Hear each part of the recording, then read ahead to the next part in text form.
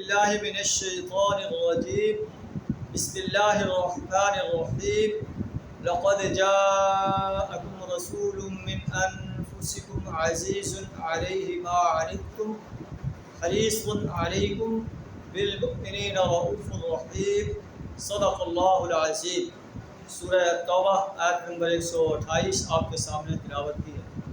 اس آیت میں اللہ تعالیٰ ارشاد فرما رہا ہے کہ اے لوگو لقد جاءکم رسول من انفسکم، تمہارے پاس تمہیں میں سے اللہ کا رسول آیا ہے، عزیز علیہ ما عنتم، تمہارا تکلیف میں پڑنا اس پر بڑا شاق گزرتا ہے، حریص علیکم، تمہاری فلاح کا وہ حریص ہے، بالمؤمنین رؤوف الرحیم، مومنوں کے لیے وہ بڑا شفیق اور رحیم ہے۔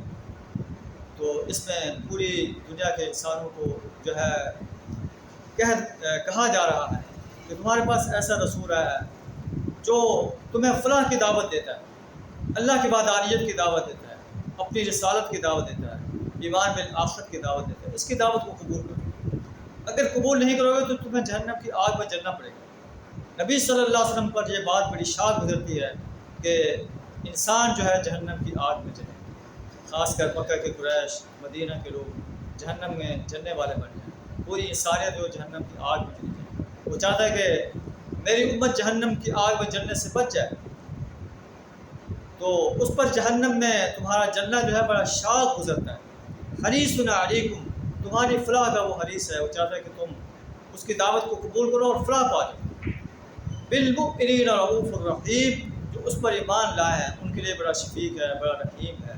تو آپ جو ہے آپ لوگ اس کی قدر کریں، اس کی دعوت پہ لبیک کریں۔ فَإِن تَوَلَّوْا، اے نبی صلی اللہ علیہ وسلم اگر یہ آپ کی دعوت سے منہ پھیر لیتے ہیں، فَقُلْ حَسْبِيَ اللَّهُ، آپ کہہ دیجئے میرے لیے میرا اللہ کا، لا الہ الا ہو، اس کے لیے اس کے سوا کوئی معبود ہے، علیہ توکلت، میں اسی اللہ پر بھروسہ کرتا ہوں، وَهُوَ رَبُّ الْعَرْشِ الْعَظِيمِ، اور وہ عرش عظیم کا رب ہے۔ اللہ سے دعا کرا ہمیں بھی نبی صلی اللہ علیہ وسلم کی دعوت پر لبیک کہنے کی توفیق عطا فرمائے۔ اللہ کی وحدانیت، آپ صلی اللہ علیہ وسلم کی رسالت اور یوم حساب پر جو ہے پکا یقین رکھنے کی توفیق عطا فرمائے، یوم حساب کے لیے تیاری کرنے کی توفیق عطا فرمائے۔ وآخر دعوانا الحمدللہ۔